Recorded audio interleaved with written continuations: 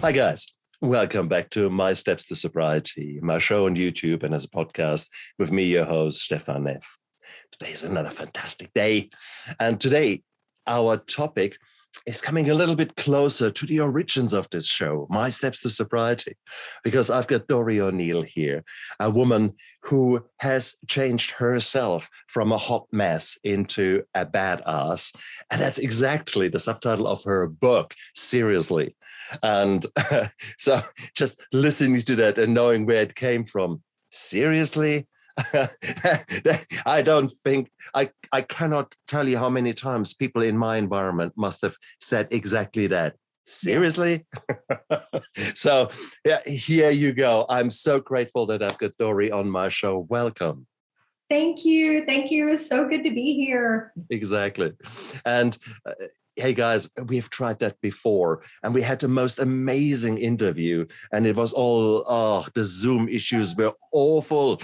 One of the few times when really things were of such poor quality that I thought, no, we can't expose you guys to that. But at the same token, we had a ball of a time here. So for me, that was actually a repetition that I was looking forward to. Because, me too.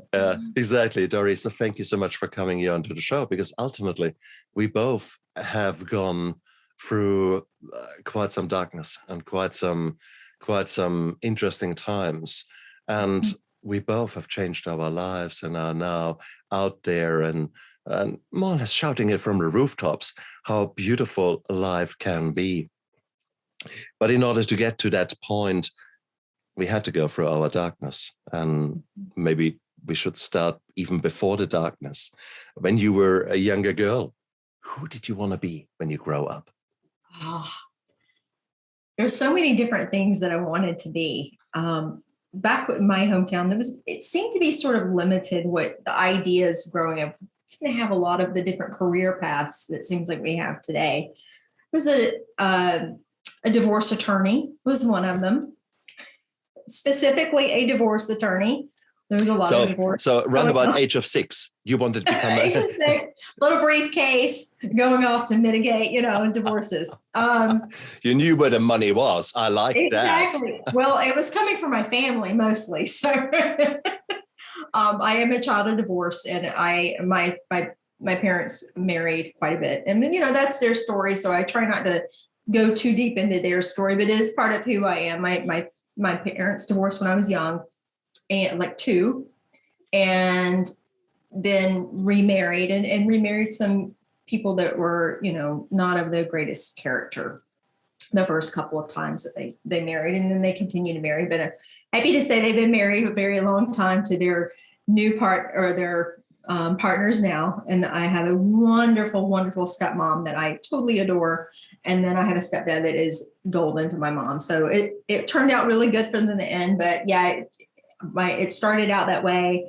I always wanted to be a fashion designer. I was always very creative, which I think you hear a lot of when you start hearing a lot of addicts and people that are alcoholics. You hear I think it's some common things. You hear creative, you hear sensitive, and a little withdrawn. Mm-hmm. And I was all of those things. I was very withdrawn. I was very shy. Mm-hmm. I always felt like I was not just sort of like I was afraid to speak up. And so I really, really just kind of took into myself, and I would draw these wonderful drawings of dresses. I later dreamed of being a fashion designer, moving to Paris, being a fashion designer. And that's really what I wanted to do. So trade the briefcase for colored pencils and drawings. And that's what I always wanted to do, was to do that. Yeah, it was pretty cool. And where did that lead us? Did you go onto that creative path through school? You were saying that you were in a smaller town where not as many career opportunities were there. Mm-hmm. Typically, dreams such as I want to become a painter, a fashion designer in Paris. Paris seems to be a long way away from the United LaGrange, States. Georgia. Yes. Yeah, it was. it really started to die, I would say probably in high school. And that was when I first started drinking a little more and got into my first abusive relationship. So any ideas that I thought of maybe moving and going to a different school outside of my hometown, when I got in this controlling abusive relationship, that pretty much went out the window. It was, you're going to stay here, you're going to stay in this hometown, and you're going to this is where we're going to live the rest of our lives together. I mean, that was at 17. That's a pretty heavy situation to be in, with an abusive person that is saying, we're going to get married and we're going to have kids and this is where we're going to live. Luckily, I had a mom who had had vision for me and said, well, then if this is the case, you're going to go to the college. We have a liberal arts college where I'm from. And I joined the art program there. They had a really, really nice art program, and found that I really loved sculpting. That was my forte, was sculpting and clay work. But the drinking started getting in the way, and I didn't quite make it to class all the time. And it was, I actually got dropped by a few classes because I just stopped coming. I just didn't feel well from the night before. And of course, and that makes you feel bad. So I'd feel bad about missing the class because I was hungover. So I'd miss the next class because I was kind of hungover from feeling bad from that. So it just kind of piled up. And I started out my college career with a 3.85 GPA, which I don't think today that's really that big of a deal, but it was back then. And then by my sophomore year, I had a 2.0, which means that I was just, everything was just kind of falling off. Yeah. So fashion designer out the window. And I eventually dropped art altogether. I lost my passion for it for many, many years because it became not fun anymore. So I got my undergrad in psychology. I actually have a bachelor's in psychology. Yeah. Which is really, really cool. Because obviously there was already somewhere a void or a yearning for something that you couldn't actually put into words, but it made you search, and it made you try to learn more, maybe about yourself, maybe. Yes. Exactly. So I never thought about that. Yeah, you're right. It turned on something that was more internal, and a need to help others. And that was my other piece of it as well, was I wanted to help other people with different things that they were going through, which is kind of strange now how it's all kind of come in circle. The early career choices of divorce attorney is maybe also a little giveaway there that you were trying to mediate and trying to help others. So there was and that was very interesting, because here you are describing yourself as a shy girl who then, with some drink in her tummy, was turning into this different persona. Who was that different persona? Was that a happy drunk? Was that how were you when you had a few glasses of wine? Wild. And it was more than a few glasses, by the way. It ended up being like a few bottles. But I was shy. I was shy around boys. I was shy around meeting new people altogether. But when I had a drink, all of a sudden I felt like I could talk. I felt like I could be. But then as the night wore on and the more drinks I had, the more my sense of maybe this isn't a good thing for me was kind of like out the window. And I like engaged in all kinds of risky behavior, and then dealt with the repercussions of that the next morning. And I think, the walk of shame was definitely, a part of my story. It just, little by little, every drink that I had, though, took a little piece of me with it. And the behavior that went with the drinking took even more. So every time that I did something that I thought I didn't really want to do that. Okay, so get the ass kicking stick out and start beating me over the head with it. And then it just from there just grows and grows and grows.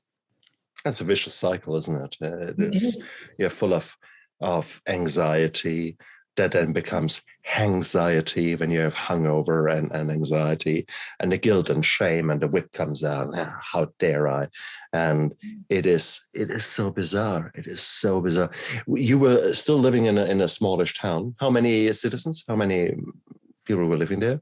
I don't really, it hasn't grown a whole lot since then. It's still a pretty small town, but yeah, everybody knew everybody. And so everybody knew what Doree was up to. And I'm sure that it got to my parents as well. That's where I was heading there. I grew up in Mannheim and Ludwigshafen, which are industrial towns, maybe 300,000, 400,000 people. And then I moved from there just 20 Ks down the road to Heidelberg University, which had about 150,000. Now that 20 Ks was enough separation that I was essentially flying incognito, and the towns were big enough, there were enough students out there doing stupid things that ultimately there are not too many witnesses around who can testify about my behavior and my truth, which is a good and a bad thing. I mean, I feel really sorry for the youth nowadays, where absolutely everything will be caught on video and immediately live stream.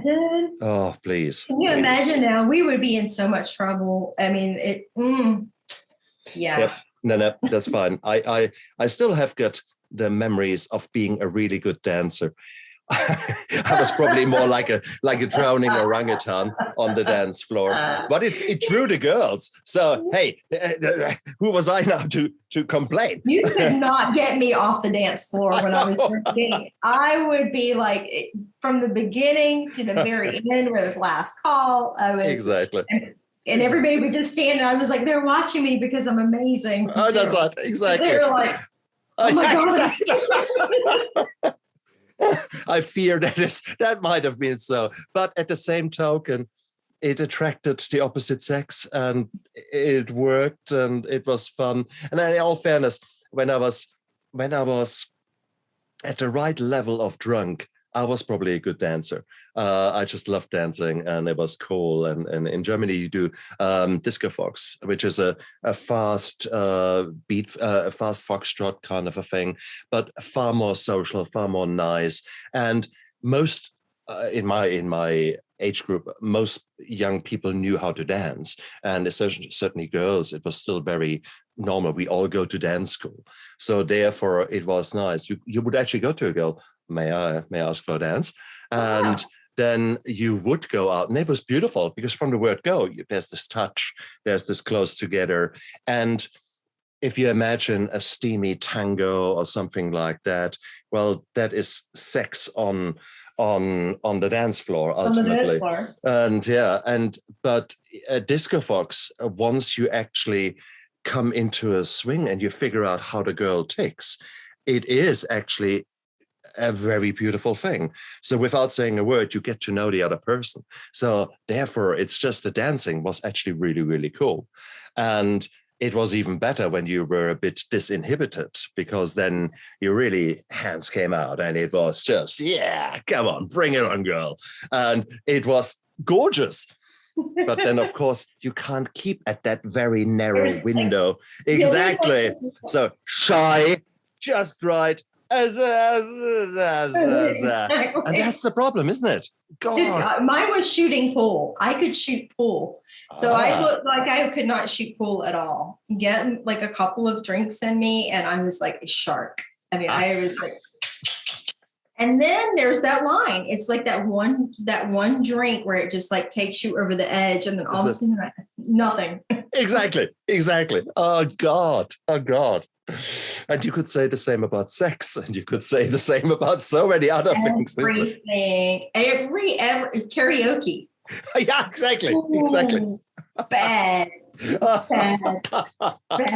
How many embarrassing situations did I get in when I sang karaoke?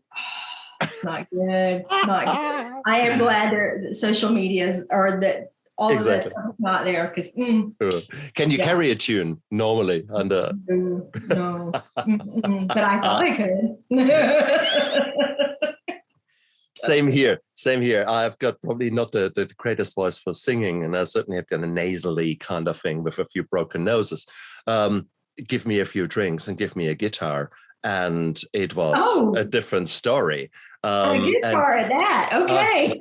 But it was all cool because ultimately the girls didn't care. They cared about my exhibition of passion, of charisma, love. Exactly. They didn't care that the tone was a bit out or whatsoever. And that was the cool thing. So here's the secret. They were hammered too. Could be done, of course. Fair call. Although I must say, there was a time when alcohol played a role, but it didn't play such a role. So we kept it somehow unconsciously at the level of just right, of just perfect. And I remember evenings in France or in Spain, sitting on the beach and just playing guitar, focusing on being really good, and three guys playing together. And it was just moths to a flame. That girls were just, and it was brilliant. But we were not going into the excess at that time. So we're still good. And the problem, of course, is with alcoholism and addiction, it doesn't stay there, isn't it? You need more. I will honestly say, though, that from the get-go, I was a blackout drinker from the get-go. So mine took off as soon as my first drink, first blackout, and I never understood that wasn't normal. So for me, that was my normal, was I would drink blackout, wake up the next morning wondering where I was from the beginning. So I would, it just took off quickly. And some people, it takes off a little bit slower than others. And some, we all have our own path. But for me, it was like right from the get-go, gone. Interesting, because obviously it fulfilled different needs for you compared with for me. Later on, that was absolutely it, because I wanted to forget. I wanted the pain to stop. I wanted the depression and the anxiety to go. Then I would drink until I was finally in this oblivious state of mind where I could forget my current situation, could listen to music, maybe put some more sad music on, and could finally cry, become emotionally plucked up and retarded. And then finally, when I had the right level of red wine and Les Miserables blaring out of my earphones, suddenly I would be snot everything and really finally giving into my emotions, which I had no clue what to do with. Yeah, that is so crazy. Thinking about the emotion things, I just recently took an improv class, and part of the improv, it was very emotional. And this topic came up because I said, I didn't know how to feel emotions. My emotions did not match what the correct response was supposed to be. When someone was very sad, I was kind of like, okay, why am I not sad? Or it was because they were all shoved down. And you're right. You get some drinks and I would go some of them, I go really dark, really, really fast. But most of the time I was a happy drunk. Everybody said, "Oh, you're so much fun." And, I was party girl, fun to be with. I would do anything. If they said, "Let's go and we're going to crowd surf," I would go crowd surf. I would do whatever it was that was outrageous and fun, because I knew that that's not the quiet Doree would never do anything like that. Yeah. But emotions. How long did that period, when did it start? When was the first drink you've had? I was 15. 15. When I had 15, yeah. And then how long did that career as a blackout drunk continue? till I was 39. Perfect. Beautiful. Because if you look at that, that's quarter of a century. That's about the same 15, 25. Yes, I just need to make my maths that I've got that right here. Sorry. And that was about the same time frame that I was in that kind of living hell. There is the statement that ultimately you stop emotionally developing the day or the year that you start abusing and really living the addiction. So that made you basically a 15-year-old girl stuck in a 39-year-old body. That's exactly right. And that was, I think, one of the hardest parts when getting sober was all of a sudden, I still have these emotions of being over here and being able to act out too, because I acted like a teenager. And then to be told, no, that's not quite proper to act that way. But, being able to have adult conversations and those sort of things, because you're not used to, but you're absolutely right. They say that from the moment you start drinking seriously, that's when you're stunted. How stunted were you? I was, as I said, well, mind you, I was starting really at university. So I started early 18, but not far off you ultimately. Not far, yeah. No, and it was I never learned how to deal with emotions, and I was always this people pleaser, always worried what other people think about me. Therefore, I would never take risks or things like that unless I was drunk. And then all bets were off. And isn't it? Exactly. And yes. But I think whilst we are focusing on the alcohol in our discussion here today, I think it is important for anyone watching this interview to realize that only because you have not been an addict, you have not gone through that darkness, doesn't mean to say that you actually started looking into your emotions. The vast majority of people out there, they are on their hamster wheel and they're quite busy doing whatever they are doing. They have not seen the darkness that we too have seen.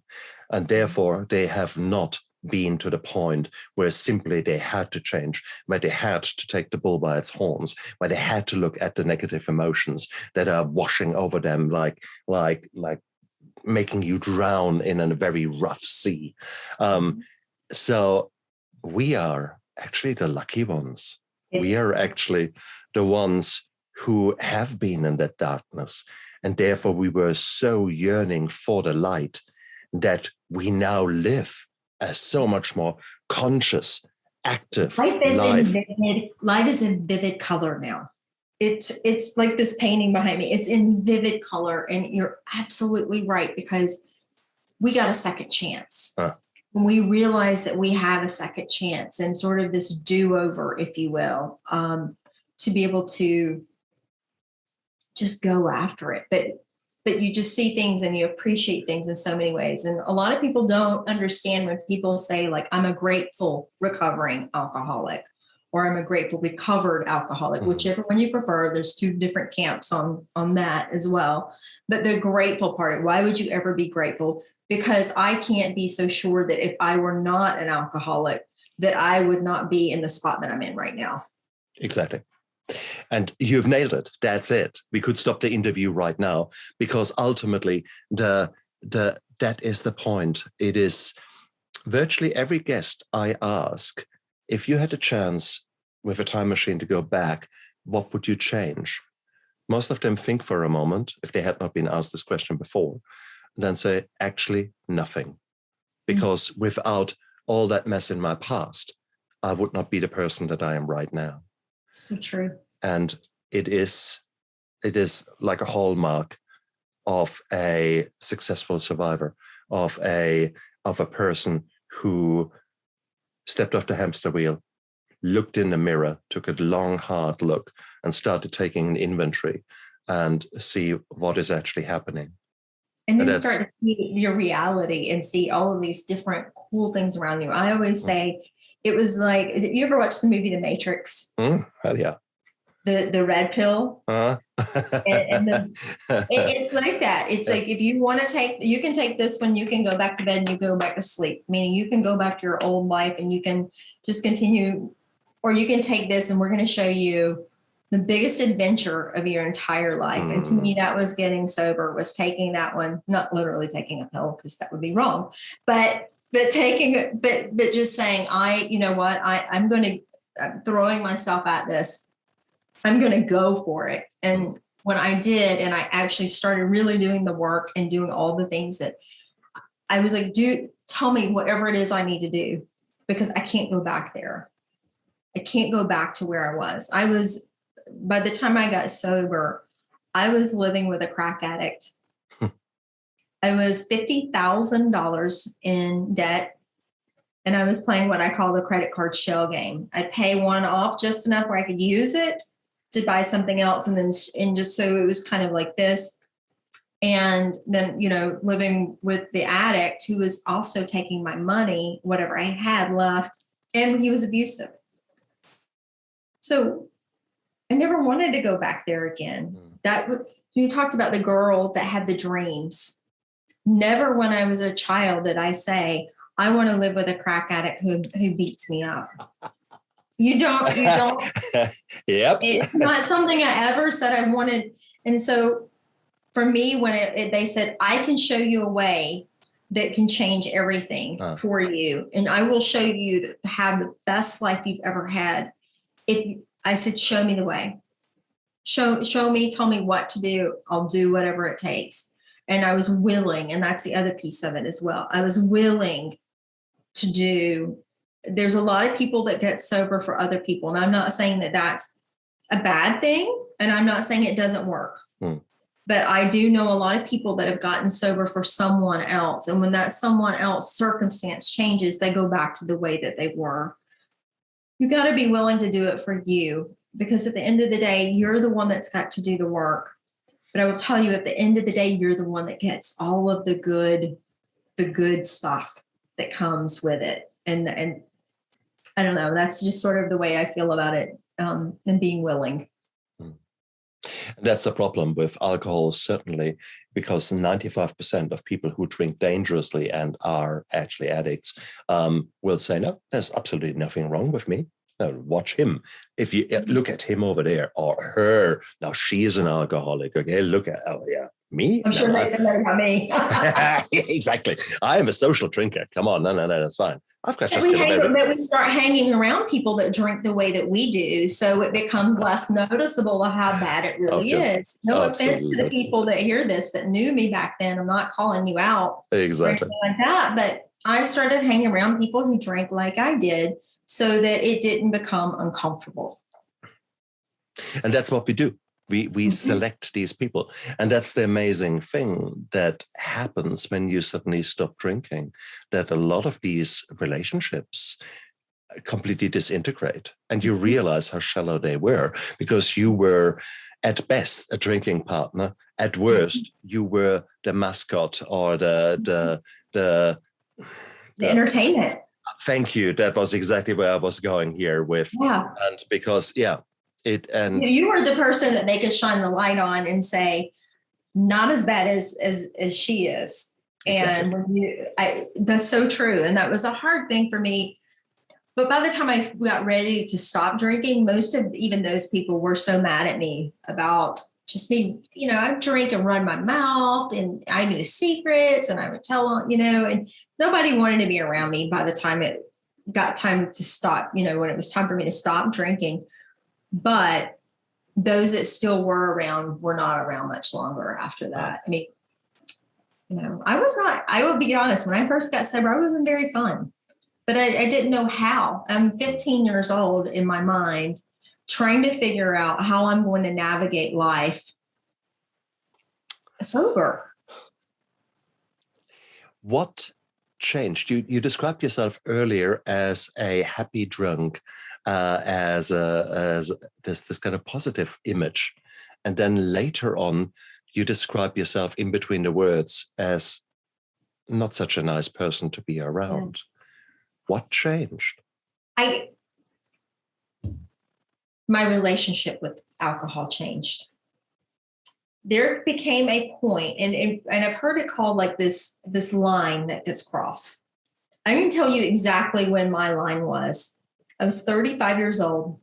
I was sitting on a bar stool in a dark bar in the middle of the afternoon. And I'm sitting there and I'm looking at this drink in front of me and I'm thinking, I need to finish this because I'm ready to black out and I'm ready to pass out and I'm ready for this day to be over. And at that moment, something in my head said, number one, remember this day. Number two, what the heck was that? Where did that thought come from? Where did this stop being fun? And now all of a sudden I just got to get through. And it's weird that I remember that because I don't remember a whole lot of anything else. but I remember that point. And then from then on, fun, drunk Doree was no longer. I mean, I was at a point of where I was standing drunk on a balcony on the edge, like on the railing of a balcony. That was the point that it had taken me. It went really dark. And just about every drink from that point on became more of a survival and got really, really, just really dark. It's a depressant. Why we think that we can pour our depressed state and pour more depression on top of it. And that it's very deceitful in that way that it makes you think that it's making you happy when it's really not. It's doing the total opposite. That's so true. Isn't it? You could argue until the cows come home with regards to what is the chicken, what is the egg. Maybe it's the depression that actually crept up on you and that contributed. But ultimately,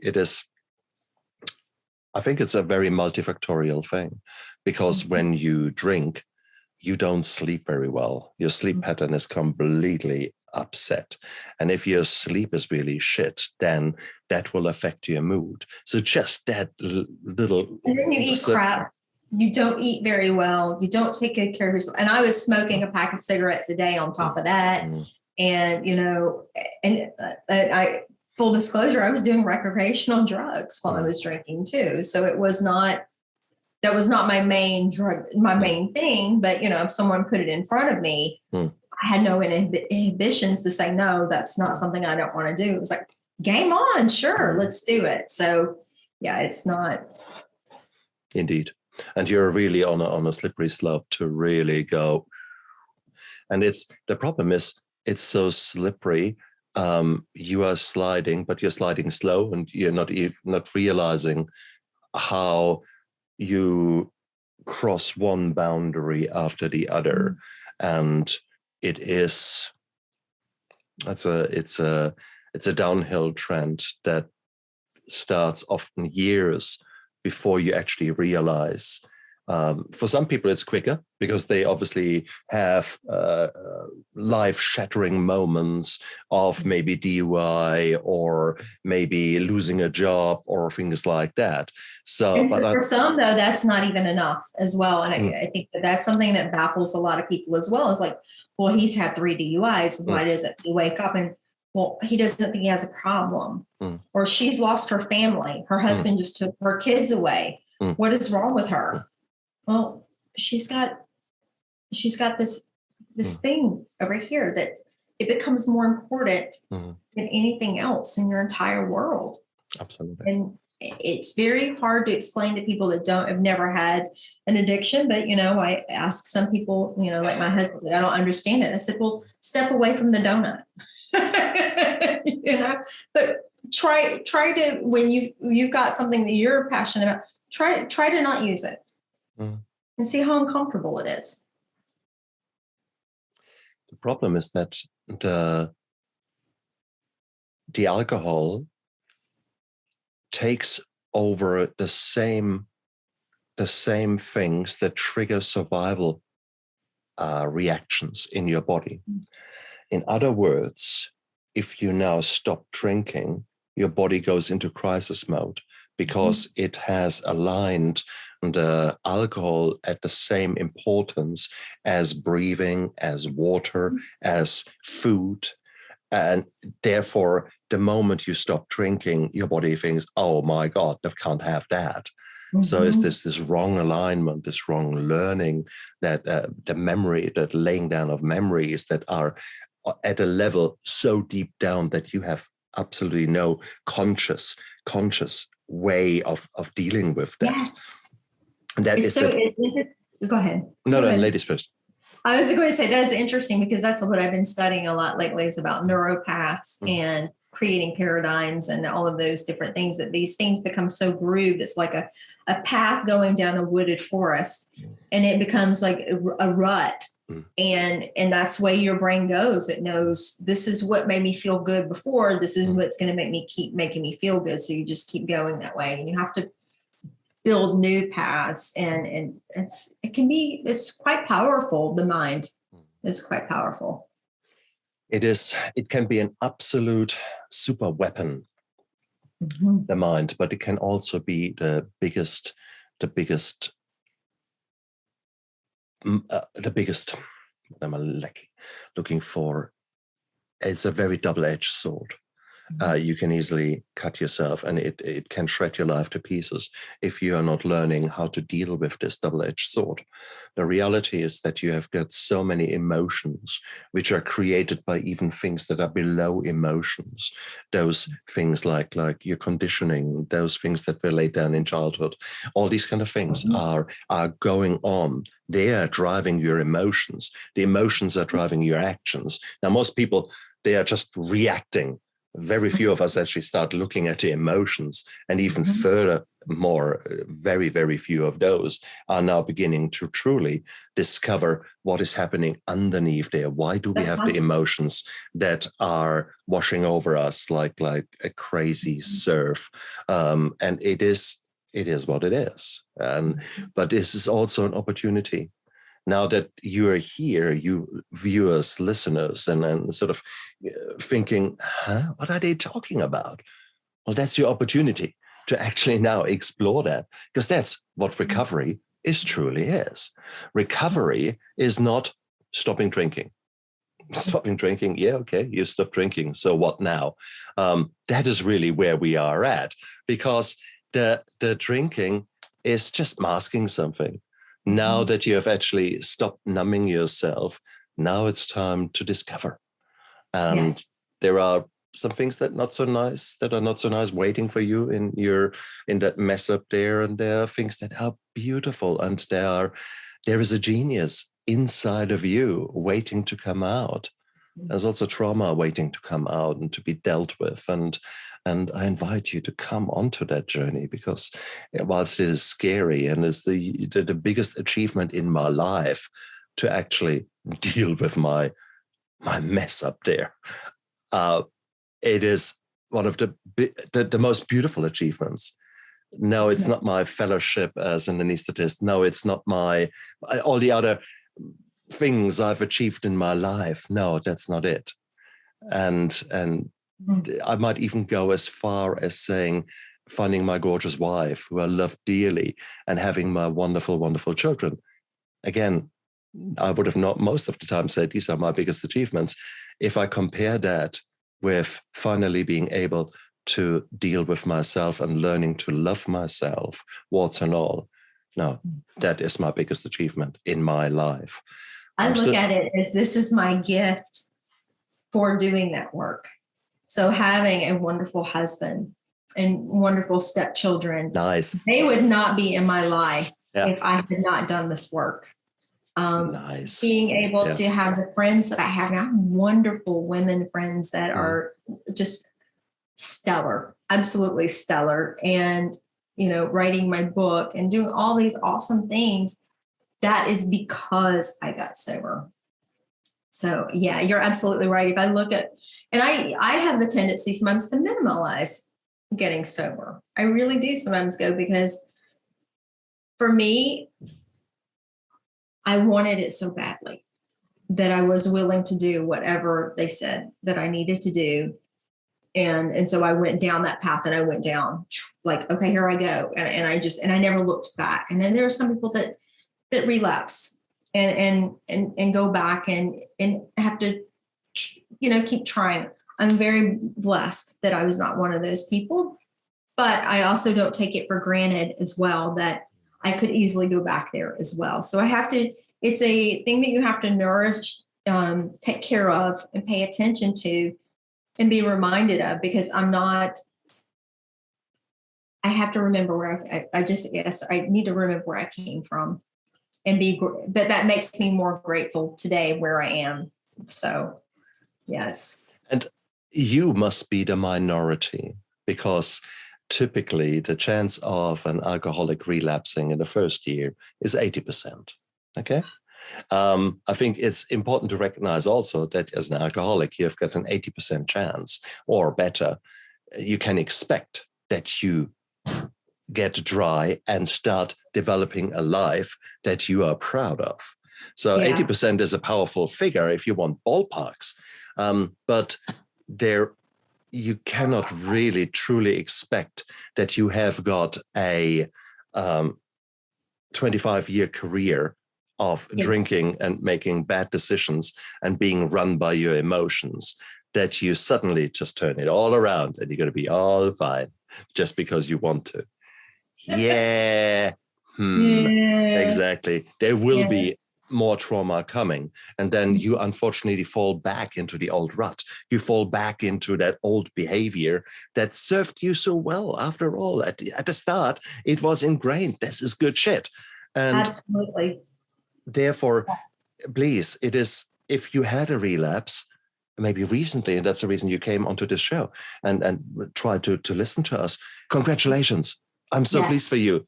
Yes. You had a relapse. Yay! Yes. Because what does that mean? It was a message. It was a message from your body to you that there is more work to be done. Yes.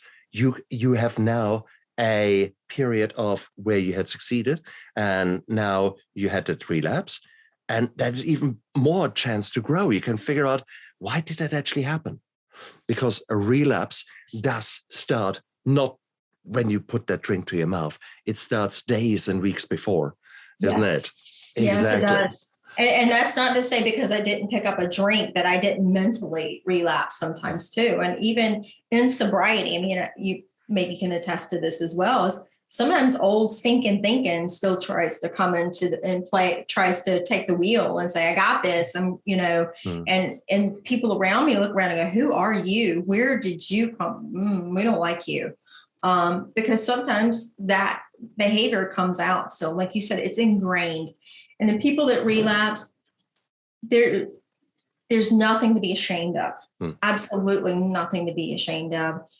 Just you do the right things by just saying, you know what, I relapse. Honesty is a key thing. I relapse. And there's people around that love you and that will have their hand out that say, let me show you the way. Absolutely. Yeah. And that's the integrity that you have got the chance to building up and say, okay, something went wrong. And I please ask you, don't go now into full guilt and shame mode. Yeah. How dare I? I'm a failure. No, you're not a failure. You have changed your habits from habits that suit you and maybe lead you towards a more fulfilled life, towards an old habit that maybe doesn't suit you anymore. But you gave it another shot, and now you probably realize, well, it was probably not so great. But you would get the chance to reevaluate and say, okay, firstly, what has led to that? And maybe you have to realize that you were very tired because you worked your guts out in your new life. You were trying to pull your life around and were doing absolutely everything. And your to-do lists were about, yay, that size. But that's only one page. And then 3 pages further, that's still the to-do list for today. And maybe not surprisingly, you're burning the candle on both ends, and you're thinking you're failing because there's inevitable that you can't fulfill such to-do lists. And so you're getting angry, you're getting tired. You probably by now have forgotten that you need to nourish yourself with the right vitamins. You've forgotten that you need to drink and rehydrate. And we're not even talking about the sleep, which has gone down the drain. Well, hello, hungry, angry, lonely, tired. The perfect storm. Steps right in. and you start getting back into people pleasing behaviors. Yep. And then you start, that's a lot of my friends that I have, that's how it starts. It's just that life happens. Life still happens, even while, that was one of the big things that I was not expecting when I got sober, was that life is still going to happen. Very true. But I, have to continue to remember the tools that I was given when I got sober and continue to use those. And that's honesty. That's reaching out to friends. That's reaching out to people like you that, we've been through, we don't have the same exact story, but you and I have a kindred, we have a connection now, a bond. And now that we know each other, we have this bond that's unshakable, that will remain probably the rest of our lives, I think. Correct. And we may not talk every day, but I now know you know me, and I know that you've got my back. Isn't it? It's like a brotherhood, a sisterhood of survivors. You have gone through the same dark nights of the soul, and that makes you a brotherhood. It is an amazing feeling, and it's such a strong thing, much stronger than any other connections I have had in the past. Because there's never been, for me, I have never had anybody judge me. And in fact, I've told stories before, and I forget who I'm around sometimes. Like my girlfriends, I can tell stories about things I did when I was drinking, and we laugh and just, until we're crying, and we're talking about like, the times that, you wet your pants and things like that. And we're just laughing. And then, I say that to somebody who's not been through those things, like, oh my gosh, and their eyes get like this big, and you can just see like, are you kidding me? And I'm laughing, and I'm like, oh, maybe I shouldn't be laughing. Please, it is so true. Yet, the weird thing is, I think their eyes are this big, not about the things that you tell, but about the fact that you are telling those things, that you are actually opening up. And that is completely not understandable for them whatsoever, because they have their own secrets that they have been hiding for a very, very, very long time. Yes. They have got a mask up. They have got not one mask. They try to build layers of masks to imagine the beautiful picket fence kind of thing, the perfect social media persona. And it just makes me sick. And unfortunately, that is still the life that many, many people out there are living. Right. And that's where we can shine the light onto ourselves and our transformation. That's it. And when we say transformation, it means that there was a dark spot, and now there's a bright life there, and you can't not just look backwards from now and then and look at the darkness, because without that, you don't have the understanding how far you have come. So you need to know both sides of the story. And what you are doing in your book, you are essentially opening up, and you're saying, this is my story. And there must be millions and millions of people out there who have experienced a variation of this story and who are not yet there. They still are guilt and shame-ridden and are incapacitated by their negative emotions that have come from their behavior. They truly still believe that they are bad people rather than having done bad things under the influence of addiction. So, and that is such a huge, huge thing. Hate the addiction, love the addict, because underneath there is a beautiful, beautiful person there. And that person, if you were to foster it and bring that person out, who will that little bud that comes out of the earth, what will that grow into?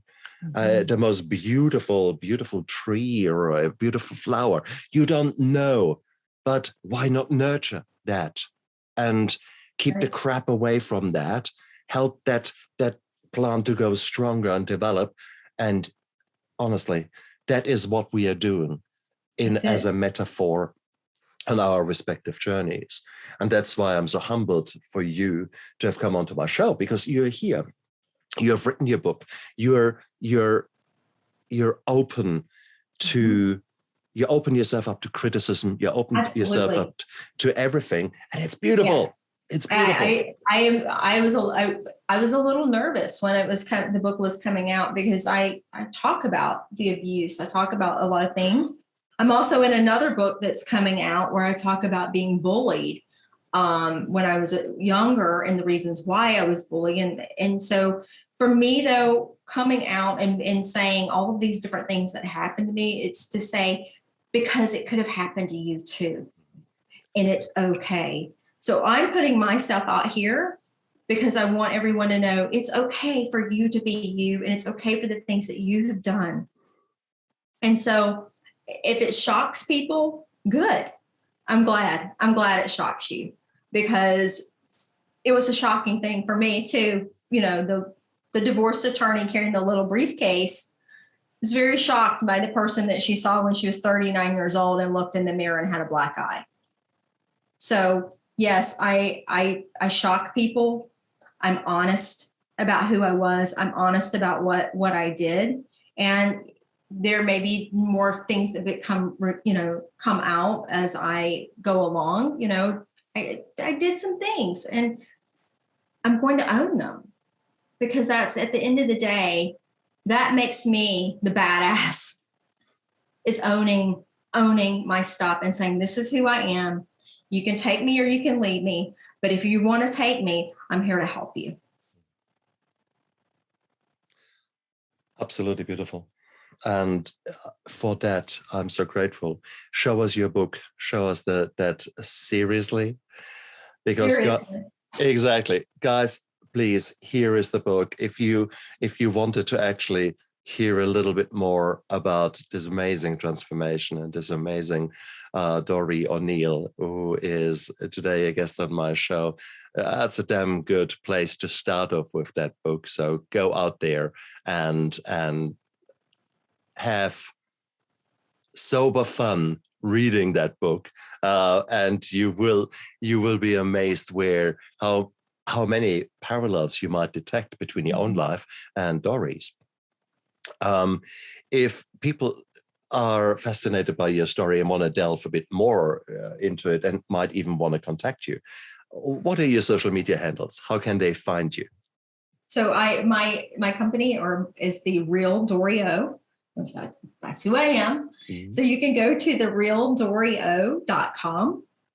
My social handle on Facebook is The Real Doree O. Yes, you can find me there. And you can find my book on Amazon. It's Seriously ? How I Went from a Hot Mess to a Daring Badass. And I look forward to anybody that wants to reach out to me. Please feel free. I'm here to help. That is my life purpose. Is I'm trying to give back what was given to me. Oh, beautiful. Oh, absolute beautiful. And guys, if you didn't get it, look down there into the description of the video and of the podcast, because all the information is there. Doree, I'm so grateful that you came onto my show. This was beautiful, and it was humbling, and you made me relive moments in my life that I was proud of and moments that I was not so proud of. And it is what it is. It is that made me the man who I am today. Mm-hmm. And for that, I'm really, really grateful. And to meet the real Doree O I loved it. I absolutely loved it. And guys, this is probably not the last time that we two work together. She is just far too beautiful in her drive and in her passion for life. And that's a great thing when you're actually when you're developing your own life similar to the two of us. You are realizing that addiction is the opposite of connection. And mm-hmm. It is that connection that we as a brotherhood and sisterhood of orderly drunks have now created that is so powerful. Yeah. Because we can feed off each other. We can feed off each other's energy. It is, we would go out of our way, quite miles out of our way, to help others who You're on the other side of the world for me. And if you needed anything, just that's exactly it. And that's beautiful. So guys, come on board. The invitation is there. If two numbnuts like us can sort themselves out, please, okay? Seriously, if you knew what we had been up to, seriously, you can do it, honestly. Hey, Doree, thank you so much for coming onto my show. You look after yourself, and you guys out there, stay strong. Don't give up. Whatever is happening in your life right now, it is like a wave. You can't do much about it. It will wash over you, and then the wave is gone. So whatever darkness there is, there will be light. Yes. And maybe Doree and I have had the chance to kindle a little bit of a flame there in you, and I want you to nurture that flame and make it grow into a warm glow, and then into a fire, and then into a big lighthouse of a fire where you become the light in the darkness of the people around you. And it is a wonderful journey. So I know you guys can do it. Exactly. Stay strong and look after yourselves. Bye.